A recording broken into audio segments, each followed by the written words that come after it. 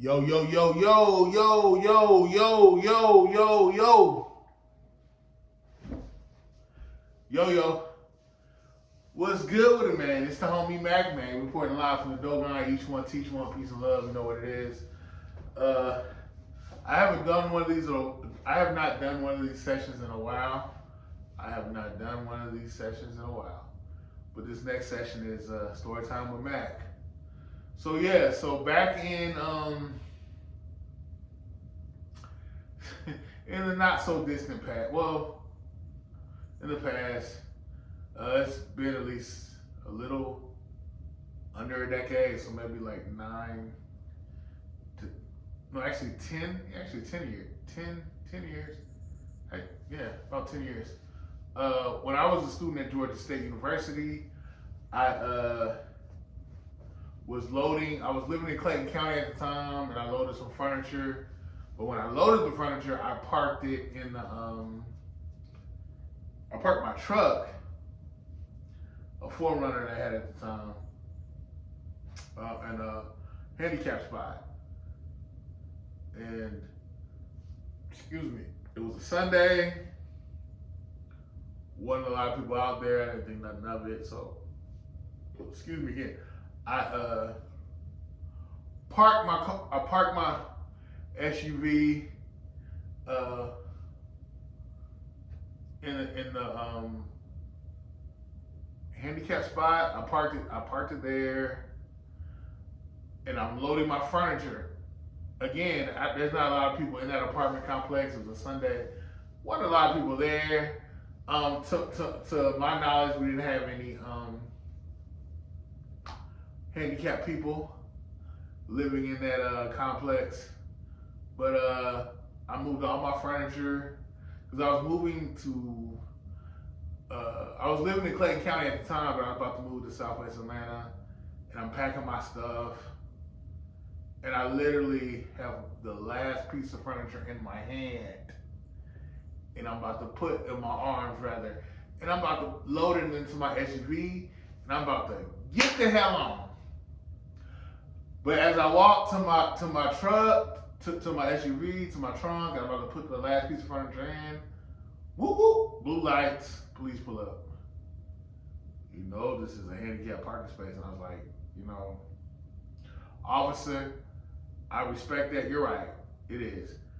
But I'm literally, my last piece of furniture is in my hand. I'm moving stuff. I'm about to move, and I'm about to park it. The car was already parked. Yeah, of course. But I'm about to put this last piece of furniture in my truck, my SUV, and I'm about to drive off, and you will never hear me again. Hear from me again. Make a long story short, he gave me a ticket. He's like, yeah, that's cool, that's cute. But he gave me a ticket. After he gave me the ticket, he was like, you can go to court to refute it, blah, blah, blah, da, da, da. And I thought maybe he wouldn't show up, so I pulled up at the court date. Lo and behold, he was there. What was it? No low contendo. I pleaded that, and then they put me on probation. I was a college student at the time, so I didn't have no money. So I'm on the pay plan, the payment plan. You go see my PO, my probation officer, and she's like laughing all the time. Like, they really put you in here? Like, hey, it is what it is. Like, she's like, this is so minor. I know, but I'm here anyway. So I'm making payments. I'm thinking I'm done.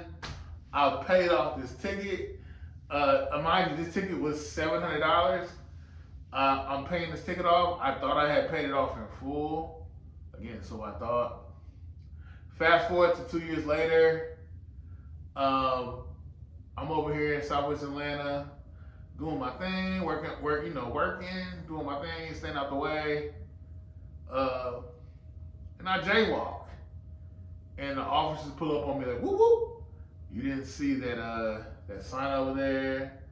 You didn't wait for you didn't wait for the red light. You didn't wait for the green light to change. Some little technicality, and I'm like, okay, my officer, my bad. And I thought he would let me go, but he's like, no, actually, I need to see your ID. I didn't think nothing of it. Gave him my ID, and he was like, hey, you know you have a warrant for your arrest in Clayton County. I'm like, no, there's no way I have a warrant for my arrest in Clayton County. I'm thinking, okay, well, how would I get jammed up in Clayton County? Again, thinking I paid off my ticket in full. Come to find out I didn't, but I didn't find that out later until I actually got locked up. So they take me to the Atlanta Detention Center. Because at this time, I'm like, man, God, I ain't trying to go to Rice Street. Rice Street is the zoo. It goes down. But they took me to the Atlanta Detention Center. I'm in there. Blah, blah. I get my tetanus shot. I get booked. They do my fingerprints. All that stuff. Mind you, all this happened the day before Christmas Eve. So at that time, and Christmas Eve landed on the weekend. So I wasn't going to be able to see a judge. I got picked up on Friday. I was not going to be able to see a judge till Monday. So, lo and behold, I do the pre-trial. It is virtual. Yeah, it's great. It's virtual back before COVID. It's virtual. I'm telling them the situation. They're like, oh man, you got a jaywalking charge, man. Okay, well, Clayton County may let it go. You know, you have a ticket. They may let it go. They may pick it up. I don't know. But we gotta let you stay here. I'm like, crap. So I gotta spend New Year's Day. I gotta spend Christmas Eve. All that in the cell. So they put me. I get booked. All that stuff. Take the photographs. You can probably find it. You know, if you read between the lines, you know where I'm at. You can find it. So you can see that this story is not capped. This really happened. This really happened. Yeah. Story time with Mac. Yeah, that's what's going on right now. But yeah, so I get booked. They put me in Atlanta Detention Center. I gotta go upstairs. Now, mind you, Atlanta Detention Center is basically like a holding cell. Mind you, also I had a family member of mine from DC, in DC, that died in a holding cell. He was murdered. So that was in the back of my mind. I'm thinking like this thing could pop off. I may have to defend myself. You know, like it may get out of hand. This ain't no Mr. Rogers stuff. I know I'm not an ADX clearance Florence. I'm not an ADX Florence. I'm not a Rikers Island, but still, like I know stuff goes down. It goes down. So I go into my cell. My cellmate, or well, I know some people say cellie. My cellmate didn't know, white boy. He was a heroin addict. He was a heroin addict, and when he got locked up. You know, we sitting here, I don't know what he got locked up for, but we were in the same cell. And I'm just thinking like, okay, I got this white boy here. He told me like, yo, heroin is my thing. And he started sweating. He was sweating really hard. Sweating hella heavy. I'm like, why is this white boy sweating so heavy? And we're like, this is December. Why are you sweating so heavy? It's Christmas. Yeah, but anyway, he's sweating. We're in the same cell. He's vomiting. And if you're in a cell, well, it's like a 6x9. 6x9, it's basically a bathroom. I got the bottom bunk. He's on the top bunk. Gets off, and the toilet is right beside me. He's vomiting in the toilet. He has diarrhea. And he's just like, I gotta get my sick off, man. I gotta get my sick off. I'm sick. I haven't. He let me know. He was like, oh, I'm on opioids. I'm an addict. And I'm just like, fuck. And I'm watching this man like fall to his knees, literally and figuratively, vomiting, having diarrhea. I'm just like, God, this is just bad. This is bad. And I thought to myself, I don't want to be a drug addict because this. If my body's gonna go through this with withdrawals, I don't need it. I don't want nothing that bad. That's gonna make my body respond like this when I don't have access to it. So yeah, nursing student. I'm a scientist now. Fast forward, and now I see what his body was going through. Heroin is opioid, comes from the opium plant.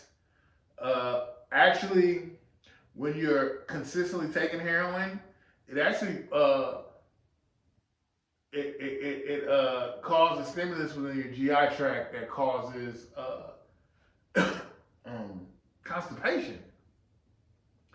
So now, he doesn't have access to that drug. I'm going back and forth between what I understand now and correlating it into what I saw then. Follow me, follow me, follow me. Hope that makes sense. He's vomiting, he's sweating, he has diarrhea. Now his bowels are loose because he doesn't have access to the opiate heroin. Vomiting. He's vomiting, he's also having bowel movements. And from what I know about heroin now, in heroin, you have neurotransmitters. You have the dopamine, you have the serotonin, things that make you feel good. Opium, like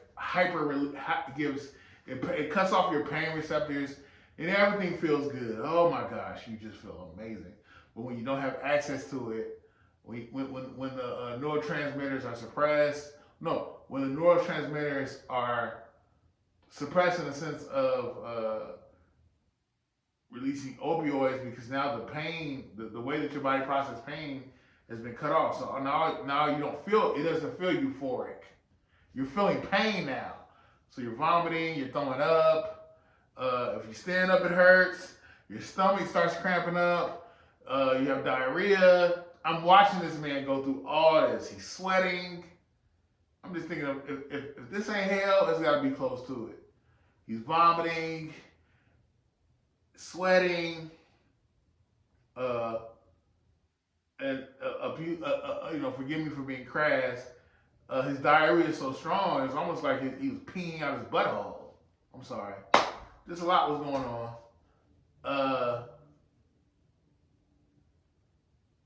I watched this man go through a withdrawal. And I'm thinking, I gotta go through all this. I'm like, Lord, all I did was, I thought I paid a parking ticket in full, but I didn't.